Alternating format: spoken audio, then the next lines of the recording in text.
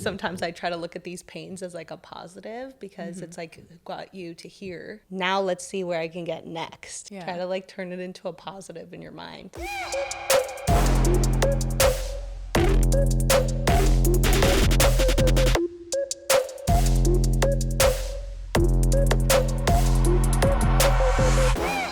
Hello, my billion dollar baby, and welcome back. I am your host, Tara Electra. So I decided to do something completely different on this episode and bring on one of my podcast listeners. This is going to be such a good episode. We're going to talk about what limitations she is having around her career and really feeling worthy enough to get clients and start to build a successful business. So it's going to be so exciting. Listen closely. It's going to be a powerful episode today. Here's a quick podcast update. Within hours of filming this week's episode, our guest Gloria received this email while on her drive home. A true testament to the power of manifestation. Now, let's get back to the episode. Thank you so much for coming. I'm so happy you're here. Of course. Yeah, so I know you were kind of telling me, and I'm like, wait, you need to tell me on the podcast. But you were telling me you've listened to the podcast. Yes. How'd you find it? I think I was following you on Instagram. This was before cool. the podcast even became a thing.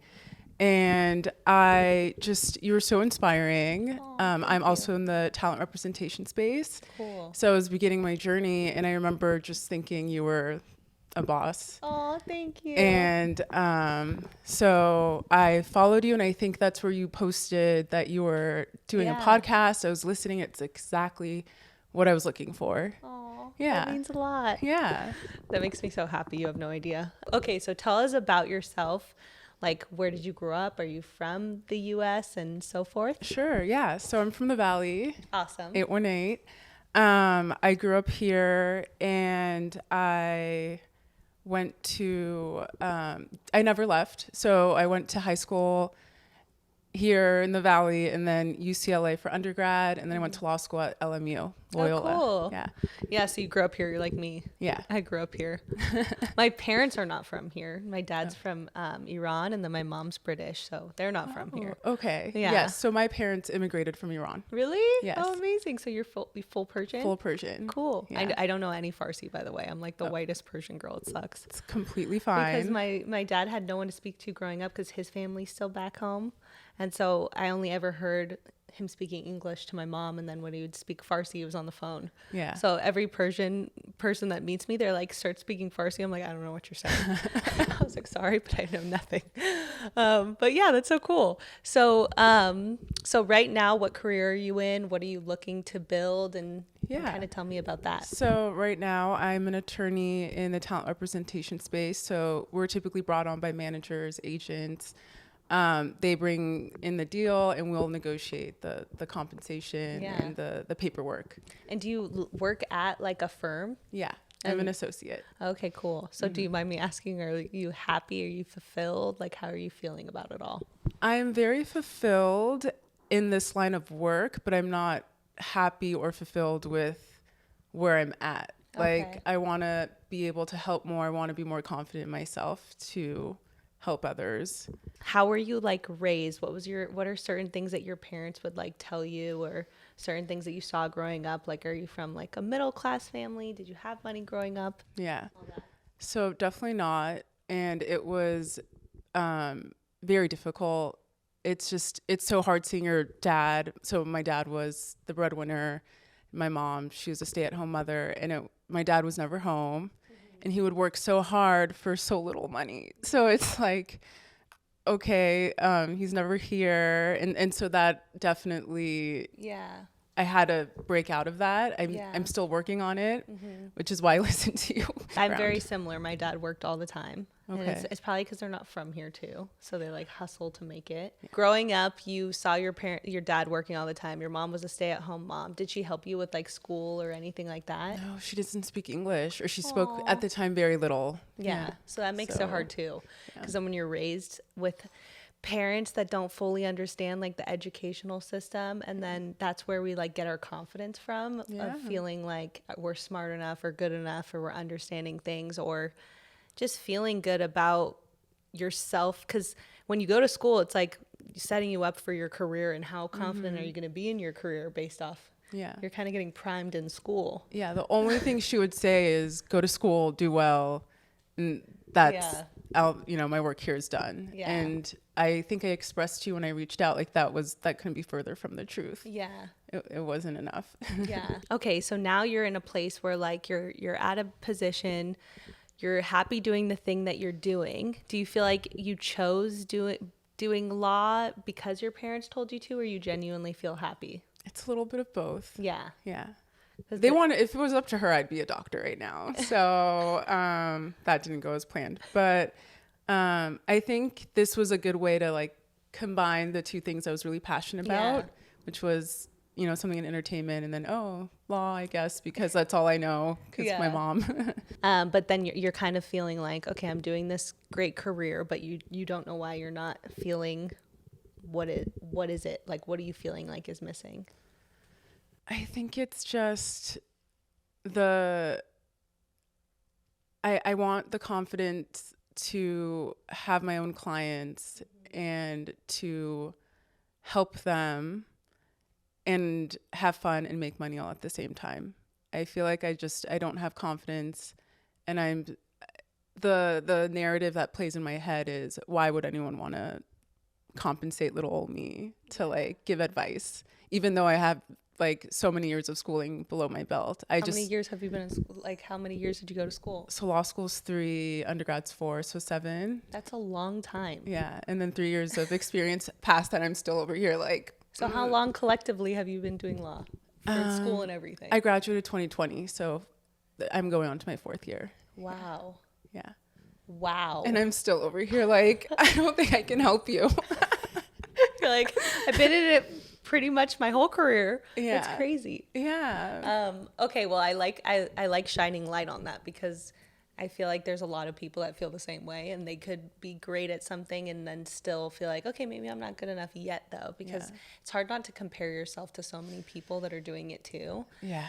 And then everything at the end of the day is just like a confidence. And sometimes I'll see people with like so much confidence, and I'm like, I know more than this, than like in this subject than you. Like, I've literally seen a specific a situation where someone I was working with like didn't know anything about social media, and I kind of showed them the ropes, and then they just went into it like so confident, and now they speak like they've been in social media for like as long as me. Yeah. And I'm like, you barely were even in this career. So like, it's really just about like owning it and being confident and knowing that like these situations, when you do them, they actually, like, even if you mess up, it makes you more confident because you know now what to do next. Yeah. It's like just kind of knowing that taking the first step is setting you up to be in a place where you can feel more confident, rather than kind of like, if you don't do it, you don't know type of thing.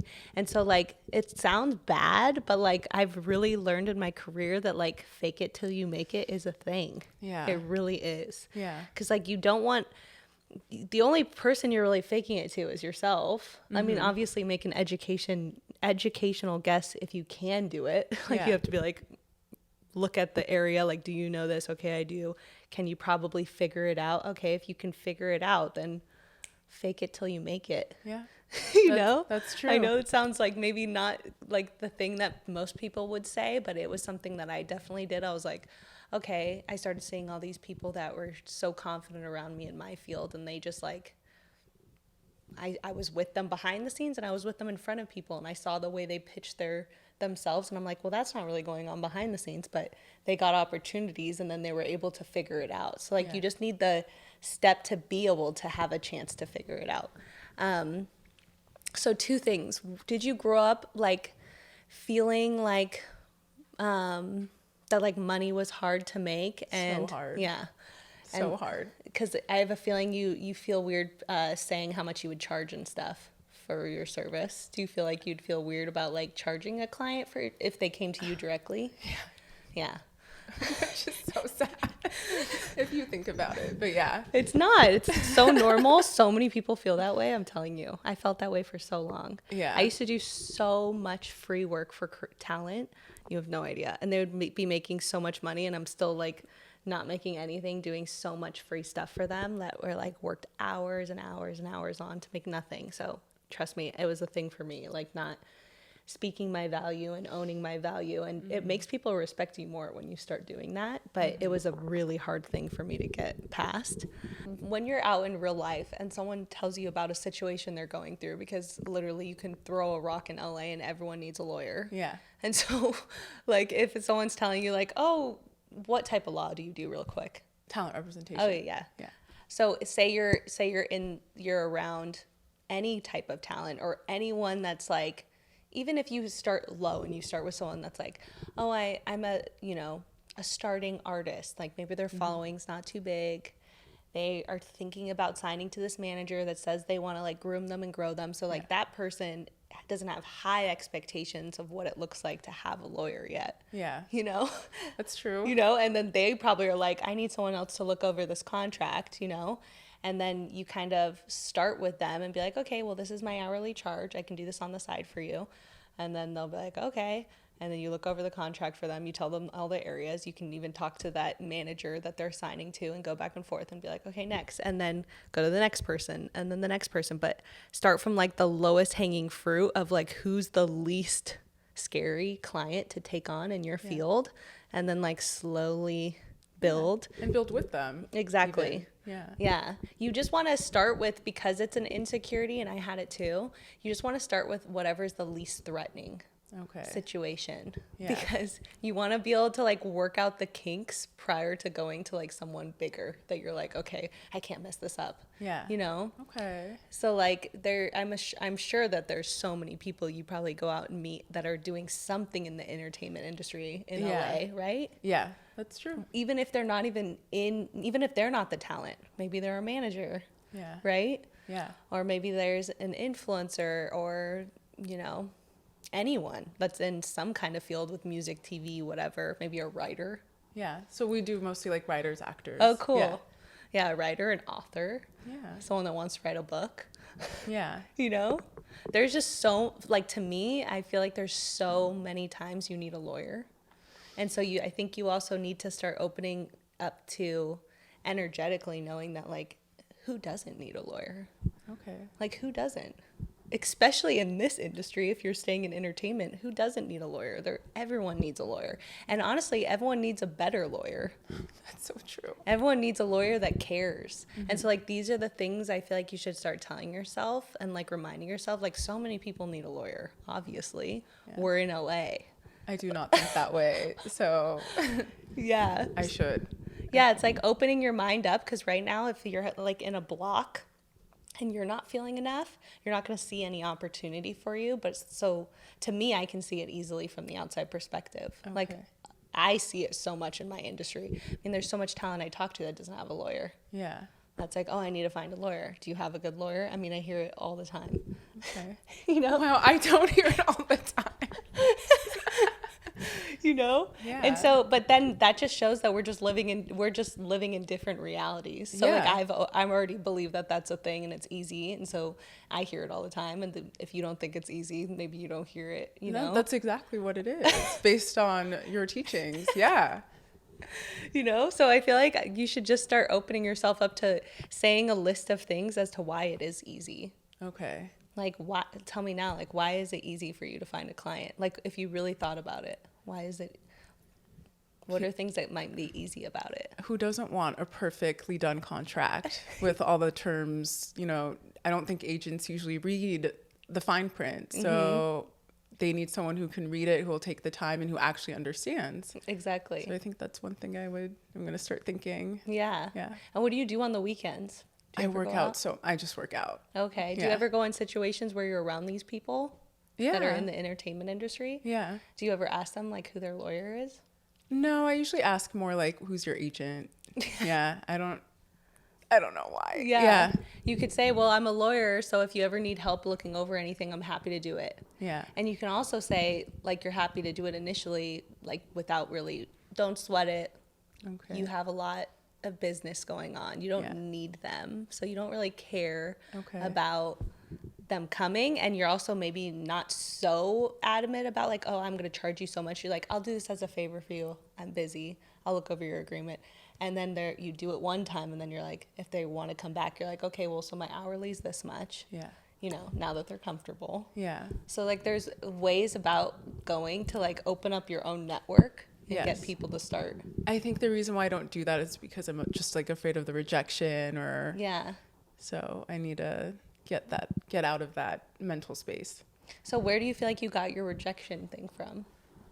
I think it's from my parents. Just they're like, nothing's ever enough. So I think that's carrying over into my professional life, where it's like, oh, because I don't have 20 years of experience, I'm not enough. Or, oh, because I didn't go to Harvard, I'm not enough. Or I think it's like things as simple as that. Yeah. And it's hard. It's just, it was never enough. Mm-hmm. That's another narrative I think I need to get rid of. But were your parents really judgmental on you? Mm-hmm. Yeah. I think it's a Persian thing. I think so. Because I had that too. Yeah. And it was specifically your dad, I'm assuming. Yeah. Nothing was ever good enough. Yeah. It's like sucky, but it's also, also if we look at it as a good thing in a way, because it's like what drives us to like do more. Yeah. And it's coming from a sad place because we're trying to fulfill the need to be enough. Yeah. But it does drive us. Yeah. And so I sometimes I try to look at these pains as like a positive because it's like got you to here. That's true. Like it probably is a reason you didn't give up in law school. That's very true. A lot of because people there do. were many times I could have. Yeah. Yeah. It's true. Yeah. So now it's just like, okay, if that is something you feel, like I don't think you're ever not going to feel it. Like I still feel it. And so knowing that you're still always going to potentially feel it, how do you want to go about like living with it? Mm-hmm. And so like, are you going to let that hold you back, or are you going to let that be like, okay, I know that I have this, but there's ways that I can work around this and move forward, and I'm going to get stronger and stronger. It will get easier and easier. But at the end of the day, I think like everyone doesn't feel enough, like everyone feels it in a different way. And so I think that when you kind of normalize it and realize that like everyone else, even the person you're working for, the partner, has areas they don't feel enough, Yeah. like they do too. And so like, okay, we all are feeling this in some ways. Like so now knowing that it's not like you don't have to identify so much with it that it's going to hold you back. It's like, okay, I see this part of me. It's okay that it's here. I love you for protecting me and getting me this far, Yeah. Like you got me to where I'm at today. And so now let's see where I can get next, And so like, it's cool. Yeah. Try to like turn it into a positive in your mind. And a lot of it comes from just self-love. Is spending time with yourself and loving yourself through all your pains and blocks and things that are holding you back, Yeah. What does self-love look like to you, or how do you practice self-love? I feel like it's like being gentle with myself. Okay. Especially because when you work a lot, you're like in your masculine, and you probably are too. Yeah. Yeah. And so I sometimes forget, and I'm just like hustling, moving, but like I've been learning a lot about like masculine and feminine, and like when you're in your masculine, you're pushing things to happen. So you're like go, go, go, and you're like making things happen. But when you're in your feminine, you're allowing things to happen. Okay. So like when it's like it's female energy is actually super powerful, but we're all like in our masculine and we don't really have much of a balance. And so it's just being more gentle with yourself and like allowing yourself to be like sometimes I'm like, I'll be upset about something or not feel good enough or feel like my career's not going in the way I want because, it's because of me or something. And then I could like cry and be hard on myself. But then I'm like, Tara, you're doing okay. And then I try to like love me like a little kid. Like I literally have on my other phone a picture of me and my sister as a little kid. Okay. So that way when I open my phone, it's like me as a little kid. Yeah. And I'm like, are you going to be mean to her? Love that idea. Yeah, so I just recently did that, and I was like, because I'm like, you have to be like nice to yourself, know? And I think I want to give the love to the little version of me that wasn't maybe given. Yeah. That wasn't feeling like you're enough, and everything you did wasn't enough. Yeah. Because if you really think about it, you are. Like, look at what you've done. So many people have quit law school. Think about how many people have not been able to get through it. So you clearly are. And then you're clearly good enough to like get a job and be working. Pass the bar, which is another trauma in itself. But. Yeah. There's so many people who are making money. There's so many people less qualified than you making money. Yes, right? Can you I'm believe sure. that? Yes. I don't want to believe it, but yes, I believe it. You know, and like then just keep saying like things that you're like, okay, that's true, and then the moment you feel like one that isn't true, don't say that one, go to the next one. Yeah. And then until you feel in a good place, don't stop. And so like, you know, there's times where I'm like, okay, I can't believe that one. Maybe I'll say I'm gonna get paid $1 million. Like, it's hard for me to believe that, right? Yeah. So like, I'm not gonna say that. I'm gonna say ones that are super easy. I really can believe. And then just getting yourself in that energy, you're like opening yourself up to the world to like see that in the world, you know? And so now when you can say like, I can clearly get clients, you know? So if you were to put yourself out there in your career as a lawyer and start getting your own clients, what's the worst that could happen? Someone would say no and or try to get me disbarred, but I don't think they would try to do that. But that's the worst That's that where could your happen. mind goes. Yeah. Wow. And so if someone was like, okay, well, what, really quick, why disbarred?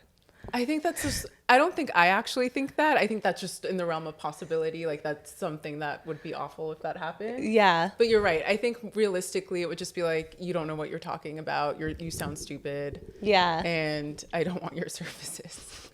And so if that's the scenario that happens, are you going to quit law? No, definitely not. If anything, I'll probably be like, I'll show you. Yeah. Yeah. And are you going to go back to work the next day and still be Yeah.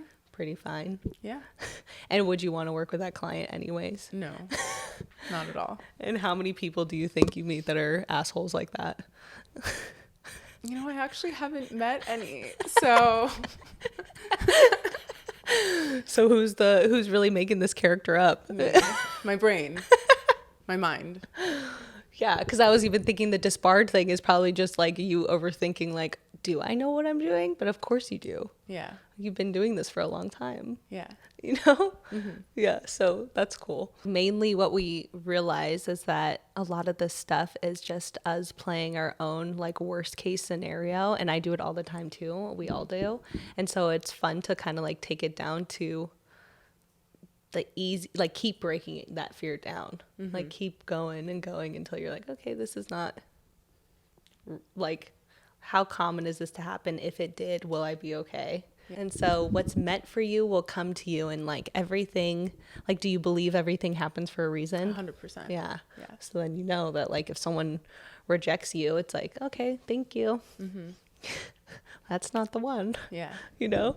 But I genuinely do already know just from talking to you that you're going to get some clients. I'm telling you, I can see it for you. Yeah. I appreciate that so much. I do. It feels like really easy for me that you're going to get them. So I feel like you should just match that energy with me and just know you will. Yeah. You know?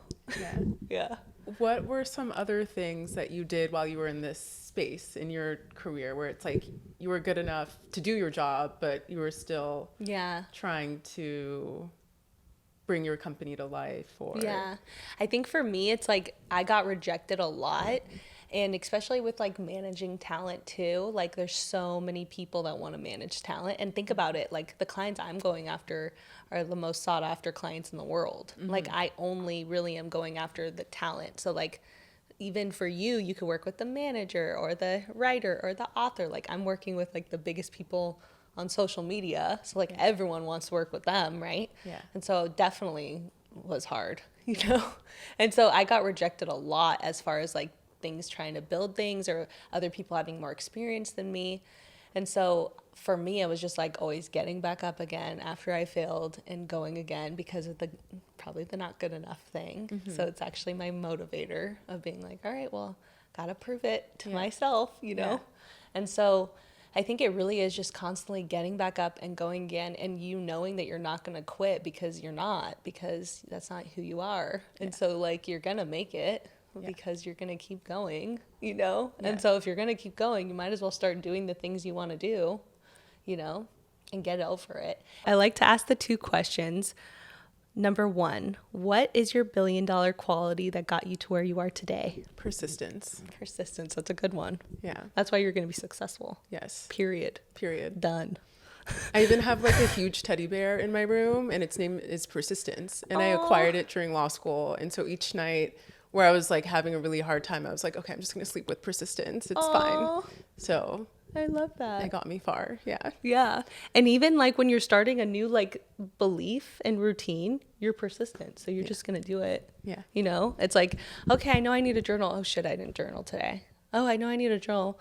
Oh, I didn't do it today. But you're going to do it because you're persistent. Like at some point you're going to pick it up and you're going to do it. And some days you're not, and some days you are. And it's just about, at some point, all these little things do stack up on each other and they do get you there, Yeah. you know? No matter what comes up. Yeah. Because I always thought like when I was first starting my career that I had to be like perfect. Like I was like, oh my God, I'm screwing up. Like because I started being my own boss and I started trying to build my own business. And there's times that I didn't work out. I didn't put myself in a good mindset. Yeah. I go to work. I feel like I didn't get enough done when I was working by myself. And I'm like upset with myself. And it's like, it doesn't matter. Yeah. There's so many days I was good. Yeah. You know, and those days are stacking on each other and they got me to where I want to get to. So it's also like not judging yourself too. But okay. And so let's do the manifestation moment. So close your eyes. Okay. And tell me where you're going to be in the next 3 years. I'm going to have a lot of clients. Yay. And I'm going to be helping them in a legal capacity and also just in whatever. I can be a therapist. Yeah. And I will, yeah. What are your clients going to love the most about you? That I always answer their phone calls because that's a huge one. That's a huge one. And that when it might not be the most time in the world, but the advice that I give is invaluable. Yeah. And they will be so grateful, and I will double the offer that came in. Yay. Yeah. Those are good ones. Yeah. They're going to be like, oh my God, I love her because she actually cares. She actually listens. She actually can help me with things. Mm-hmm. Like that's so valuable for so many people. Like there's so many lawyers that are too bogged down and aren't paying attention too much to their clients. Yeah. There's also a lot of people that are like, I need a new lawyer. Like there's so many situations and opportunities for you to get good clients and be such a great lawyer and be everything they're missing. I believe that now. Yeah. Yay. I'm so excited. I'm so happy you came on. It was so good meeting you. Tell us where we can find you on social media. Yeah. So I'm on Instagram at GLORIA DORRIZ, GLORIA DORRIZ. Yay. Yeah. I'm so happy. Anyone that's watching, go support her. She's lovely. She has such a good energy and I'm so thankful you came on. Thank you. Good to meet you. It was so good to meet you. Thank you, my Billion Dollar Baby, for listening to today's episode. I hope this one really inspired you. If you want me to do more of these, please comment down below. I read all of your comments and respond. And as always, I put new episodes out every Tuesday, so you can find me on all social media platforms, Billion Dollar Baby.